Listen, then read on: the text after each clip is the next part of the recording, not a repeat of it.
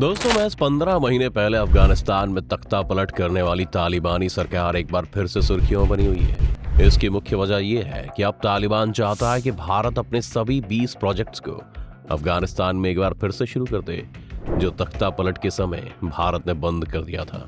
अब देखने वाली दिलचस्प बात यह है कि इस पर भारत का क्या रुख है और क्या भारत एक बार फिर से अपने सभी प्रोजेक्ट्स को स्टार्ट करेगा। जहां पर एक कदम पर तालिबान सरकार से खतरा है, और आपको तो पता ही होगा, भारत ने इस आतंकवादी संगठन तालिबान को अब तक मान्यता नहीं दी है। अब तालिबान का इन प्रोजेक्ट्स को भारत से शुरू करवाने के पीछे क्या मकसद है और भारत सरकार इसके लिए राजी है या नहीं, सब जानेंगे आज के इस वीडियो में। तो चलिए बिना देरी किए वीडियो की शुरुआत करते हैं। दोस्तों, अफगानिस्तान की तालिबानी सरकार ने 30 नवंबर को ऐलान कर पूरी दुनिया को चौंका दिया था, वो भी ऐसे वक्त में जब भारत और अफगानिस्तान यानी कि तालिबान प्रशासन के बीच संबंध अभी तक कुछ खास ठीक नहीं है। अफगानिस्तान की सत्ता हासिल कर लेने के 15 महीने बाद भी भारत ने अब तक तालिबान की सरकार को मान्यता नहीं दी है। आपको बता दें कि पिछले साल अगस्त महीने में हुए हिंसक सत्ता परिवर्तन के 2 ही दिन बाद भारत ने काबुल में अपना दूतावास बंद कर दिया था और सभी अधिकारियों को वापस बुला लिया था। अब ऐसे में तालिबान का यह कहना है कि वो चाहता है कि भारत अफगानिस्तान में निवेश करे और नई शहरी इंफ्रास्ट्रक्चर की परियोजनाओं को शुरू करे। तो ये बात थोड़ी चौंकाने वाली जरूर है। दिलचस्प ये भी है कि अफगानिस्तान से आ रही खबरों के मुताबिक तालिबान ने कहा है कि भारत अफगानिस्तान के कई स्टेट्स में कम से कम 20 रुकी हुई परियोजनाओं को फिर से शुरू करेगा। भारत के अफगानिस्तान में प्रोजेक्ट में क्या है खास? दरअसल अफगानिस्तान में तालिबान की सरकार के आने से पहले भारत ने यहाँ लगभग $3 बिलियन की डेवलपमेंट और कैपेसिटी बिल्डिंग प्रोजेक्ट में निवेश किया था और एक दोस्ती की तरफ हाथ बढ़ाया था। आपको बता दें कि अफगानिस्तान में भारत की मदद से चलने वाली महत्वपूर्ण परियोजनाओं में शामिल साल 2016 में हेरात राज्य में 42 मेगावाट के सलमा बांध का निर्माण कर उद्घाटन किया, जिसे आज हम अफगान भारत मैत्री बांध के नाम से जानते हैं। इसके अलावा यहाँ कई और अन्य हाई प्रोफाइल परियोजना जैसे 2018 किलोमीटर जरांज डेलाराम राजमार्ग शामिल है, जो भारत के सीमा सड़क संगठन ने बनाया है।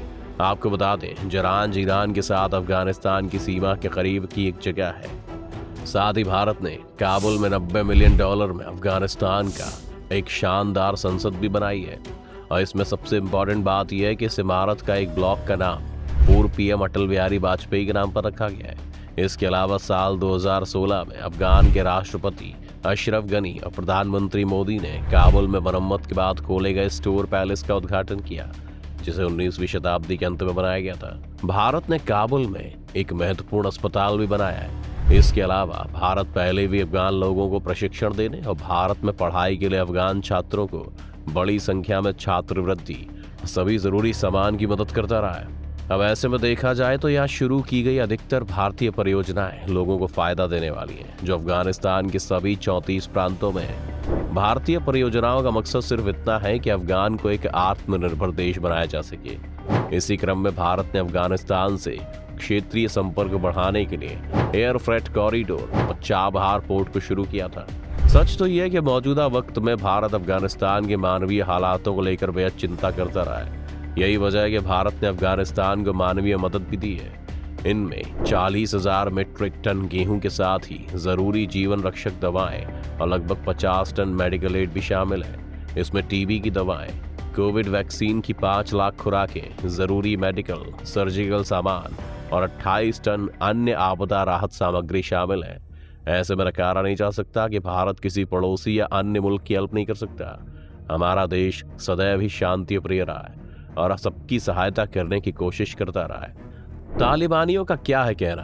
तालिबान क्यों ले रहा है दिलचस्पी भारत में? अफगानिस्तान के न्यूज चैनल टोलो न्यूज ने अफगानिस्तान के शहरी विकास और आवास मंत्रालय ने कहा है कि हमें उम्मीद है कि भारत देश के कई प्रांतों में कम से कम 20 परियोजनाओं पर काम फिर से शुरू करेगा। MUDH के प्रवक्ता मोहम्मद कमाल अफगान ने कहा, ये परियोजनाएं पूर्व सरकार के दौरान लागू की गई थी, लेकिन राजनीतिक परिवर्तन या अन्य मुद्दों की वजह से देरी हुई और मामला लटक गया। लेकिन अब ऐसा नहीं होगा। हम चाहते हैं कि भारत अपने सभी प्रोजेक्ट को फिर से अफगान भाइयों के लिए स्टार्ट करे। इस बीच पजवोक अफगान न्यूज ने कहा कि शहरी विकास और भूमि मामलों के कार्यवाहक मंत्री मौलवी हमदुल्ला नोमानी ने भारत के बिजनेस समुदाय से अफगानिस्तान के शहरी विकास क्षेत्र में निवेश करने की अपील की है, खासतौर से न्यू काबुल सिटी परियोजना में। नुमानी ने आगे बताया कि भारत ने अतीत में अफगानिस्तान में कुछ परियोजनाओं पर काम किया है। भुगतान न होने की वजह से उनमें से कुछ अधूरी रही। उन्होंने भारत सरकार से अधूरी परियोजनाओं के बारे में भी अपना रुख साफ करने को कहा है।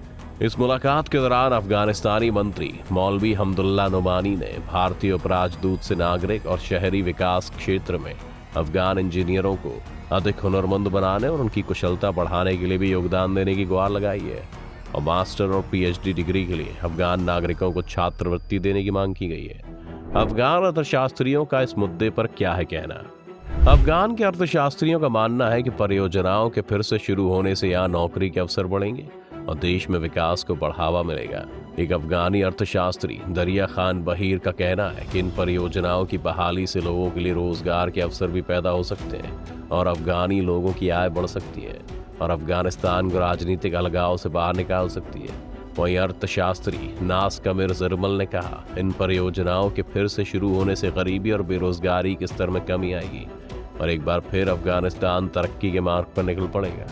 हमें भारत से और अच्छी दोस्ती मजबूत करने की आवश्यकता है। क्या है भारत का रुख? तालिबान के भारत की तरफ दोस्ती का हाथ बढ़ाने से लेकर अफगानिस्तान के खुफिया विभाग के पूर्व अधिकारियों ने भारत को आगाह भी किया है। उनका कहना है कि तालिबानी हुकूमत वाला अफगान भारत से रिश्ते भले ही बेहतर कर ले, लेकिन किसी भी कीमत पर उसे अपनी सुरक्षा पर कोताही नहीं बरतनी चाहिए। ऐसे में सवाल ये उठता है कि आखिर तालिबान भारत से क्या चाहता है?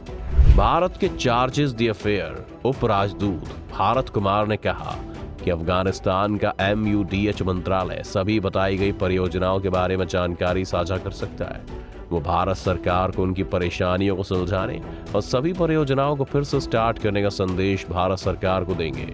उन्होंने आगे कहा कि हमें काबुल परियोजनाओं के बारे में कुछ जानकारी मिली है, इसलिए हम इस मुद्दे पर भारतीय निवेशकों से जरूर बात करेंगे।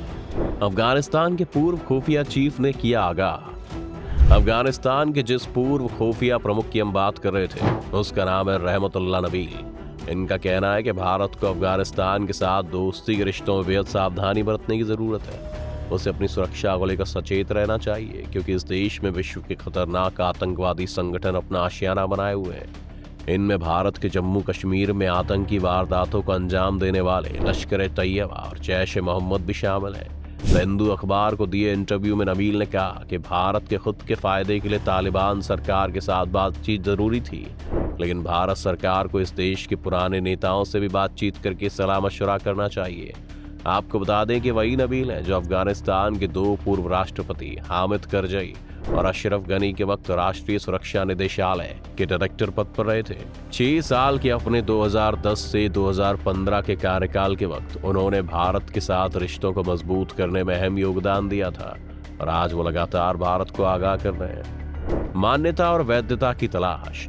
एक कूटनीतिक मसला ये भी है कि अगर आने वाले समय में भारत अफगानिस्तान में अपने अधूरे प्रोजेक्ट्स को पूरा करने के लिए राजी हो जाता है या नए निवेश की योजना बनाता है, तो क्या ये इस बात का संकेत होगा कि भारत ने तालिबान सरकार को आधिकारिक मान्यता दे दी है? इस पर एक पूर्व IAS अधिकारी अमर सिन्हा कहते हैं कि तालिबान वैधता की तलाश में है और इसीलिए वो सिर्फ भारत से सिर्फ मदद के बहाने एक चाल की साजिश का हिस्सा बना रहा है। सिन्हा कहते हैं कि इस तरह की खबरें भी आ रही हैं कि जैश ए मोहम्मद और लश्कर तैयबा के कैंप वहां फिर से सक्रिय हो गए हैं। सवाल ये भी है कि जब पाकिस्तान और रूस के दूतावासों पर हमले हो चुके हैं तो दूसरे दूतावासों पर भी हमले हो सकते हैं और हो सकता है कि हमले वो शक्तियां कर रही हैं जो तालिबान के खिलाफ हैं। इसीलिए भारत सरकार को इन सब चीज़ों को ध्यान से जांच करनी पड़ेगी और ये देखना होगा कि कितना विश्वास अफगान पर किया जा सकता है। भारत को कोई भी कदम सावधानी से उठाना होगा क्योंकि अगर कोई हादसा होता है तो भारत के रुख की काफ़ी आलोचना भी हो सकती है। वहीं भारतीय विदेश सेवा कैडर के पूर्व भारतीय राजनयिक राकेश सूद कहते हैं कि पाकिस्तान, चाइना जैसे मुल्क जो तालिबान के हिमायती बनते हैं, उन्होंने भी तो तालिबान को मान्यता नहीं दी है, तो भारत को मान्यता देने का सवाल अभी दूर की बात है। वो कहते हैं मान्यता देना एक कानूनी बात है, इसलिए हमें इस पर हर कदम सोच समझ कर चलना चाहिए क्योंकि तालिबान में अगर हम प्रोजेक्ट स्टार्ट करेंगे तो तालिबान पूरी दुनिया में ढोल पीट देगा कि भारत ने हमसे हाथ मिला लिया है और वो अपने सभी प्रोजेक्ट्स को पूरा करेगा और इस तरह से वो कहने लगेगा कि भारत ने हमको मान्यता दे दी है। तो दोस्तों, ये था तालिबान की सरकार की पुकार भारत के प्रति। अब देखना ये होगा कि भारत तालिबान के लिए कैसा रवैया अपनाता है, तो तालिबान को कितना सशक्त बनाता है। दोस्तों सच तो ये कि इंडिया जब चाहे ये सभी प्रोजेक्ट स्टार्ट कर सकता है, लेकिन इंडिया कभी भी आतंकवादी संगठनों की मदद नहीं करना चाहता, क्योंकि इन सभी आतंकवादी संगठनों ने इंडिया को बहुत चोट पहुंचाई है और भारत माता की धरती को लहूलुहान किया है। फिर भी दोस्तों इस पर आपका क्या कहना है? क्या भारत को तालिबान की मदद करनी चाहिए या नहीं? हमें कमेंट बॉक्स में जरूर बताइएगा। साथ ही सभी अपडेट्स को पाने के लिए बेल आइकॉन का बटन दबाकर चैनल को सब्सक्राइब कर दीजिएगा। धन्यवाद।